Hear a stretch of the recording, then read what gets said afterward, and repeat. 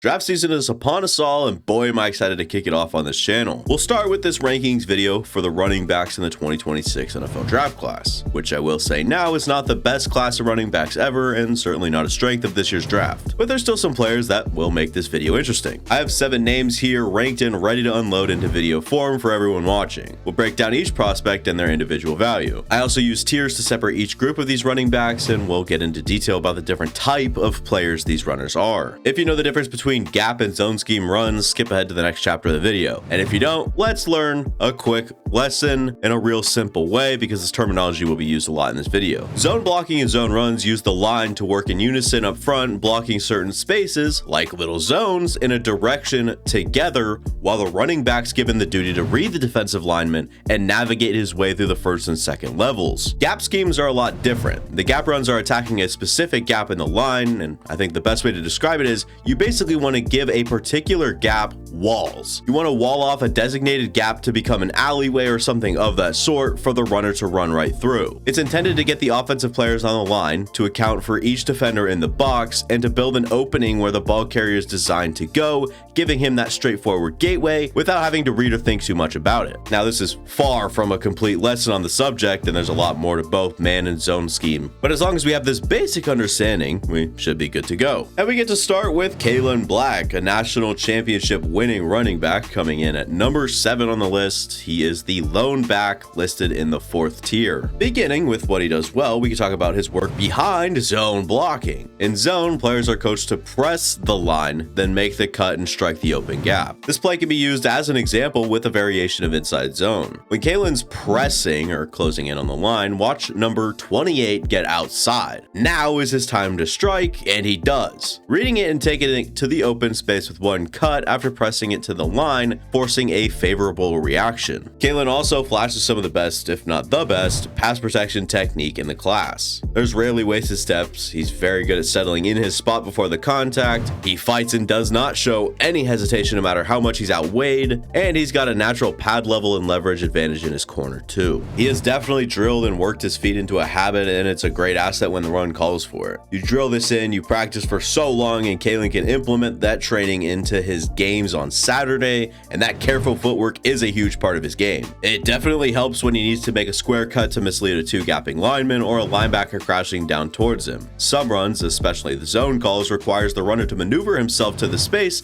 and keep moving with the block development as it all unfolds right ahead of him. So having the feet ready and in a spot to make any move to avoid the countless possibilities that can happen with all the defenders trying to get after you and all the different angles they're taking is an asset. You can't finish talking about the good of Kaelon Black without mentioning his build. It's absolutely a running back build. He's rocked up with firmness that greets incoming contact with something a little stronger than a handshake. The pads and uniform all look super taut to his body, and the running style is a very stable one. Now, downside, muscles can only push 208 pounds so far. He can be and has been stopped in the gap by one linebacker that's playing properly and squared, like most of the linebackers you'll be seeing at the next level. We talked about his approach to his footwork and how he's worked that into his game, but it's almost as if he's stuck in a default setting for his feet. It's one thing to be exhibiting the correct fundamentals, but it's another to approach everything the same and sometimes using a procedure that doesn't fit the circumstance. Almost like he's running behind the dummies or the pads in practice on the ground, doing drill work, when actually the real play on field is not calling for that. And it is a little overdone and exaggerated from time to time, keeping him from capitalizing on open space. Sometimes he needs to break what looks like a habit to be 100% sound at all times. You get glimpses of his counterpart at Indiana, Roman Hemby, in these outside zone opportunities, and it was quite eye-opening watching someone in the same scheme doing some things better. And what Hemby was better at is being quick enough to get outside and has trust that he can win in those ways. Something else Roman Hemby also does a little different is shoots rather than cuts. What I mean is, when you're coming up on the line, you can kind of chop your feet until you have the read and can get down the gap or wherever. And that's more of the approach Kaelon takes. Hemby doesn't necessarily chop his feet, he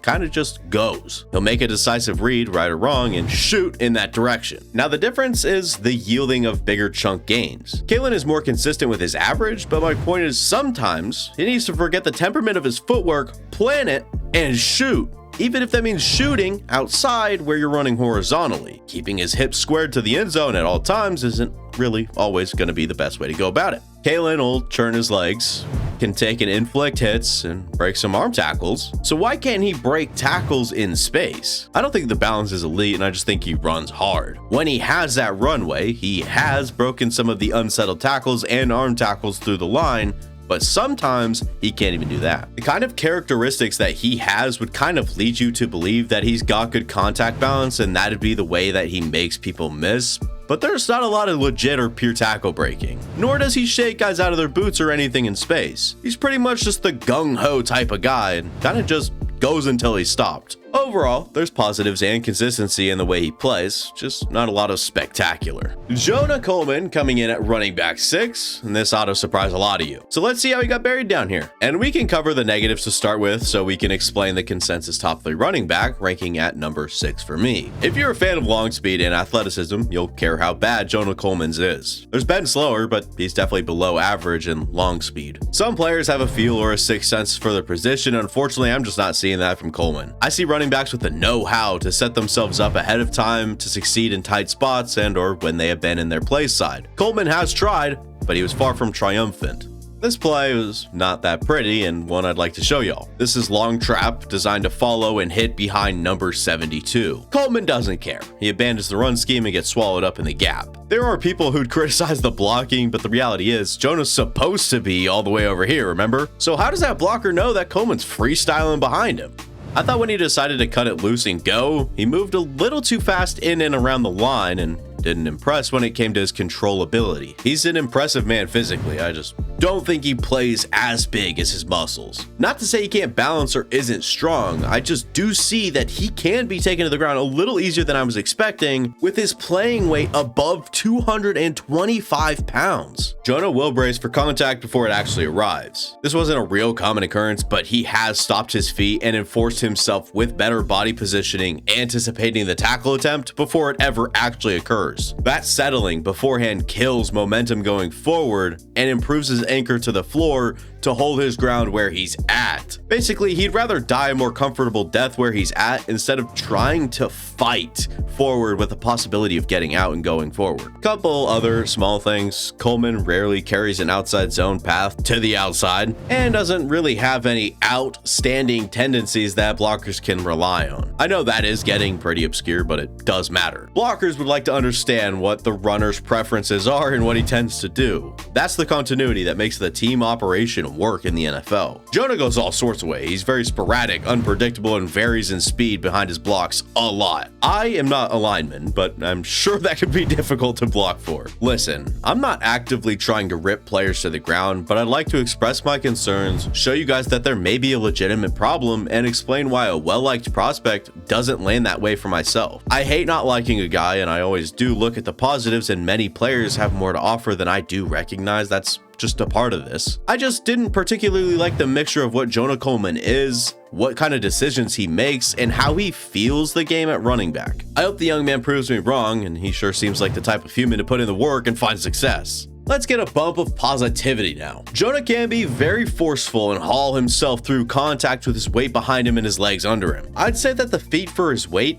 is very impressive. You can also tie his recognition into this conversation, as he is quick to recognize and has the feet to react to a defender's movements or obstacle creation out right ahead of him. Good and natural hands and pass catcher from what I saw. Last thing is a note on his pass pro. He uses his stout frame at the point of attack and pairs it up with the power delivery he can generate with his feet beneath him to neutralize rushers trying to get through him. Next up, a Cornhusker, Emmett Johnson, my running back 5. With the best version of Emmett Johnson, you're getting a space maneuverer.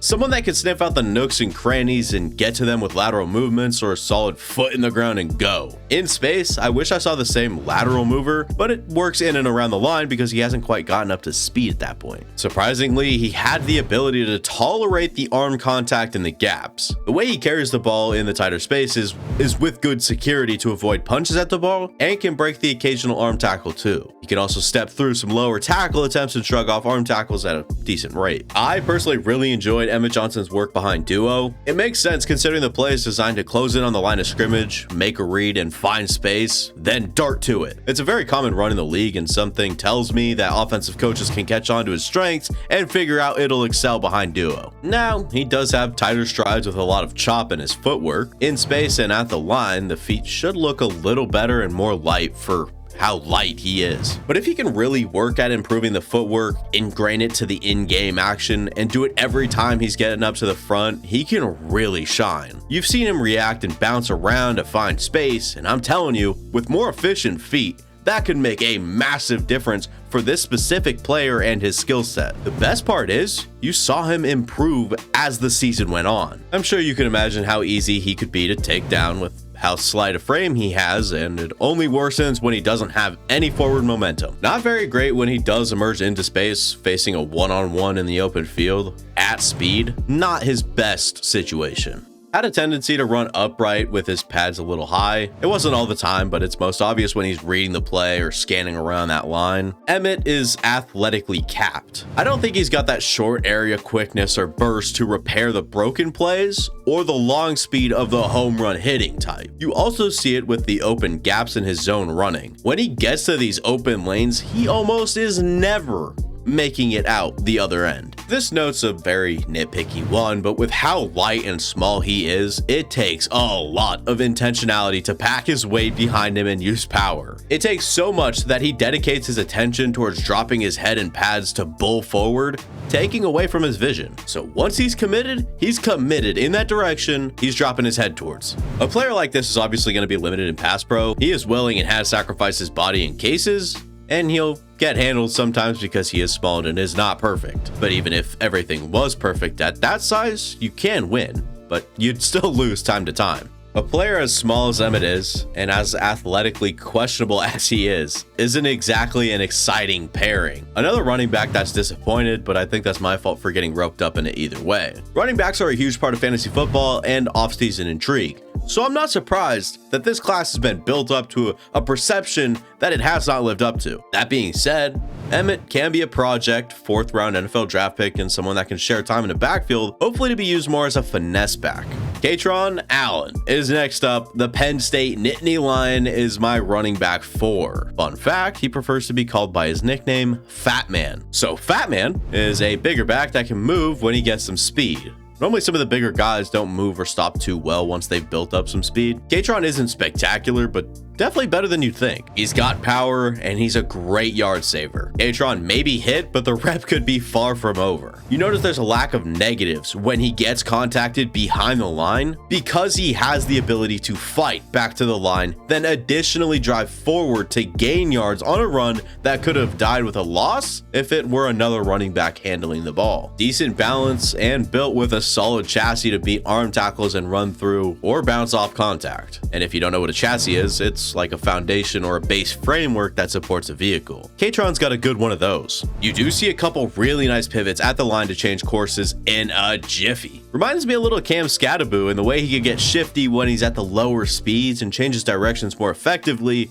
because there is more control when you're not moving as fast. There are drawbacks to being the big guy, and he's not quite clunky or luggy, but close, and that can lead to some of his shortcomings when he gets to the second level. A lot of how Kaytron makes tacklers fail is in his power and balance. Allen shrugs off contact and can step through the lower body attempts, but he can do that when the tackler and he are both reacting. When things slow down, like when you get to that second level with some space, Kaytron's not playing super fast, taking on defenders that are chasing him, but now are waiting for him. So let's say he passes through the line and gets some room to work, but a linebacker's already there or knows where Kaytron's exiting the first level, and that same linebacker anticipated himself to be in that situation. The linebacker is ready now to make the proper tackle attempt with the understanding of Kaytron's approach all while Kaytron is done dealing with the bang bang sort of tackle attempts and now needs to think proactively on how he can make this linebacker miss, and I think he struggles doing so. I don't think he gets real creative or changes trajectories behind his blocks too much. He gets opportunities behind a lot of fun and different run schemes, but doesn't really veer off course or make any crazy cuts. He's really not as bold as others, but sometimes you like the runner that runs where you want him to run. That being said, he has made a few bad decisions that possibly stem from Allen's vision not leading him to great spots. Zone runs, it's most obvious that he has ventured down some of the wrong paths. Not someone I'd consider to be a home run hitter, or even in certain situations, he can't even make it to second base. If he breaks loose, he'll likely be caught up to. Circumstantially,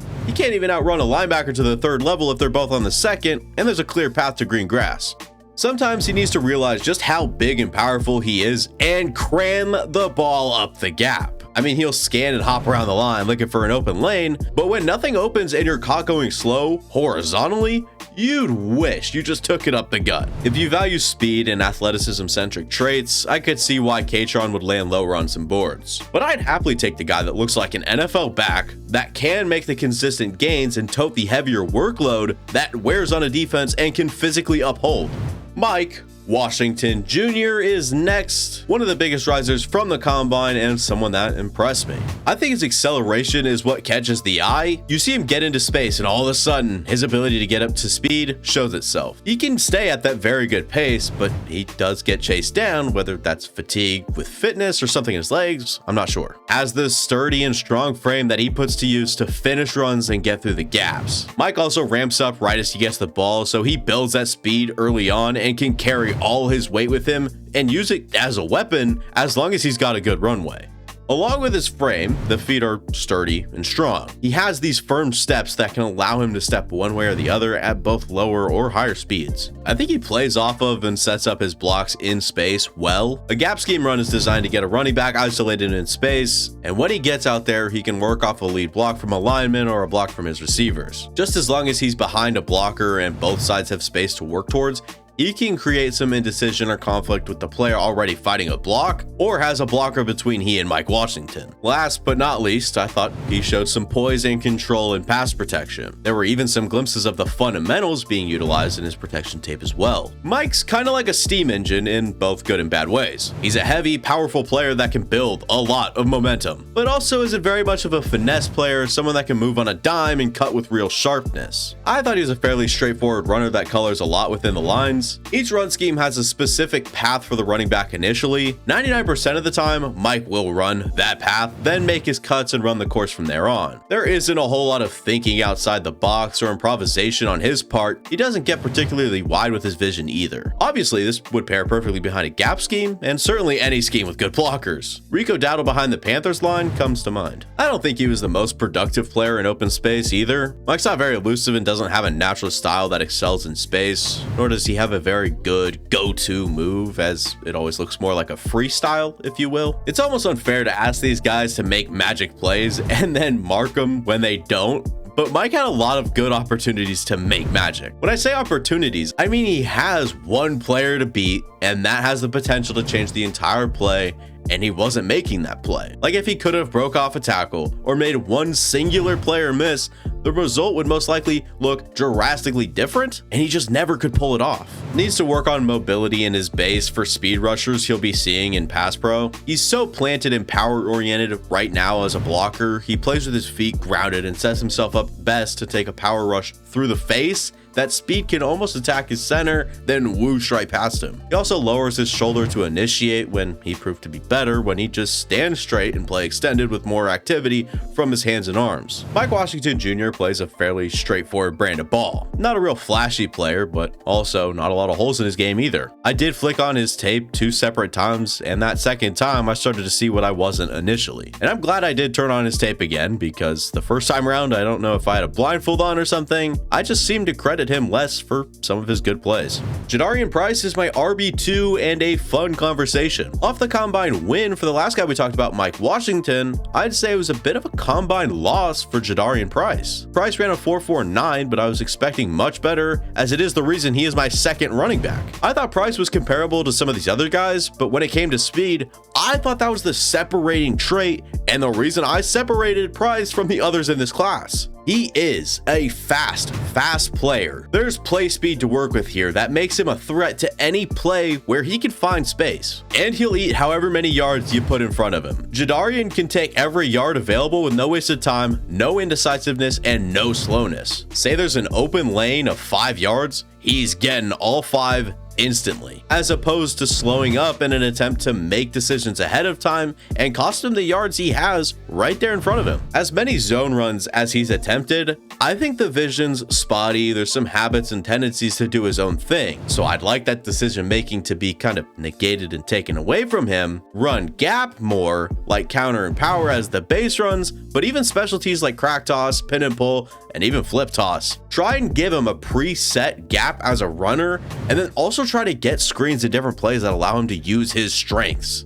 And speaking of his ideal role, Notre Dame understood who they were dealing with in one game. Against USC, all of a sudden the play calls changed from previously in the season. The Fighting Irish called a swing screen and a counter play on his first drive, and that definitely jump-started Jadarian's game. Expanding on that game against USC, it was unlike any other tape of his from this season. It may be the rivalry, but my goodness, I don't know how he looks that different in the middle of the season from what I've been watching. And after this game, he goes on to a very low production stretch to end the season. Versus USC, Jadarian had some spice. There was much more violence, purpose, and determination to get going. His burst and speed paired with the million miles ahead play style, he's not giving tacklers a great shot at his frame. Price is always on the move, a lot of the time moving diagonally or horizontally when second level tacklers are near him, so no one can really line him up and give themselves a good shot at a tackle. There's definite pass game upside here. He runs good routes and has speed to capitalize on any catch in space, check down or otherwise. Switching now to some of his shortcomings, I wasn't impressed with his pass protection, but he has the potential and willingness to be much better. A lot of the reps I saw, he's mixing assignments and not really taking a man, but rather the closest, most threatening blitzer. There were also some wasted steps. The balance wasn't too great either, but under the right coaching, he can be taught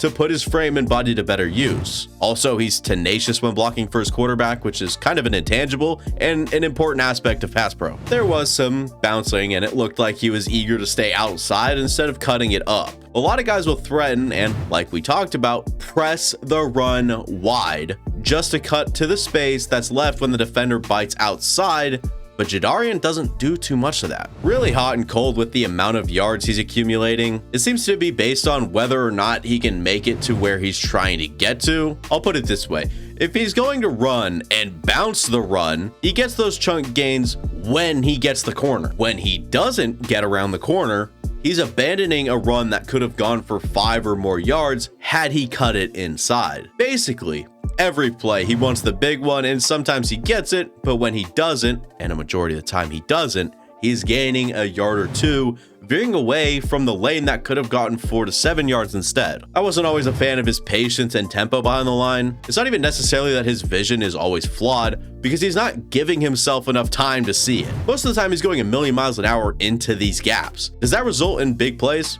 Yeah, sometimes. But it also leads to him running into congestion when he could perhaps approach with more patience, better feet, and find a clearing elsewhere more consistently. When he was making people miss, he was slipping arm tackles, and not at an amazing rate, or he'd outrun a diving tackle attempt horizontally. You're not seeing him truck through anyone or shake guys out of their boots the prototypical ways. This one's getting specific, but he treats split zone like a 1 or 2 read when it's still a zone play. Let me put it this way.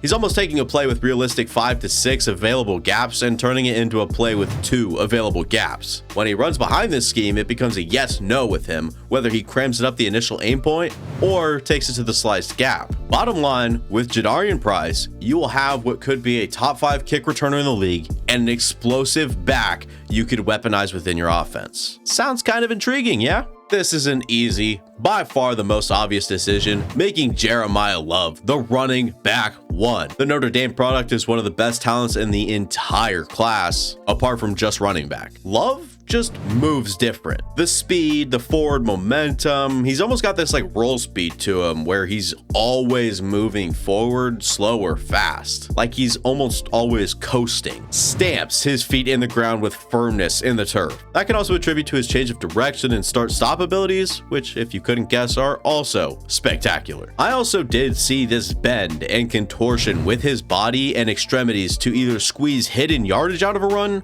or to fall forward when it looks like he really should not be. Jeremiyah Love is also great in pass pro. He'll be good to go once he steps foot in whatever facility he's drafted to. There's great feet, balance, and Love's quite sturdy upon contact. Obvious drive, balance, and power in the run game, especially once he's built some momentum up. The footwork behind the line is already a thing of beauty, but when it connects with the vision, watch out. Jeremiyah's got the vision, tempo, and patience too. He knows it's situational, and you could see him use different approaches under different circumstances. Natural pass catcher, practices hand catching too. Literally one play after I took this note, he dropped one, but that was the only one I saw. But you should know, looks like a good pass catcher, and even worked receiver drills at the combine for people that wanted to see it too. Can't forget to mention his spectacular moves like the stiff arms and the hurdles. I told you, he's just different. There is such thing as too patient. When he has the ball handed to him, he's the focus. When he gets multiple in a row, and it's likely he keeps getting fed,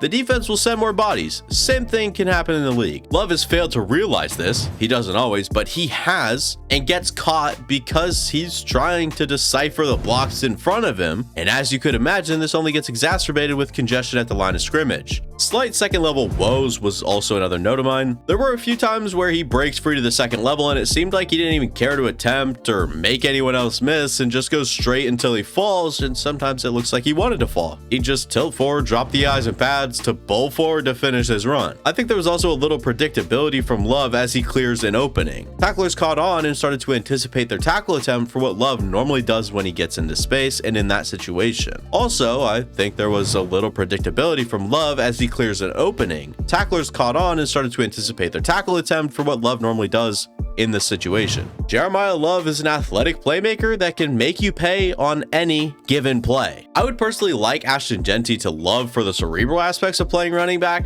but Jeremiyah Love is a superior athlete to not just Ashton Jeanty, but to most running back prospects you watch. Anyways, that'll be it for you. Thank you guys for watching. If you guys enjoyed, go ahead and leave a like, and subscribe, watch the past content on the channel. It would mean a lot. And if I did anything wrong, make sure to let me know using the dislike button or the comment section below. See you guys next time. Deuces.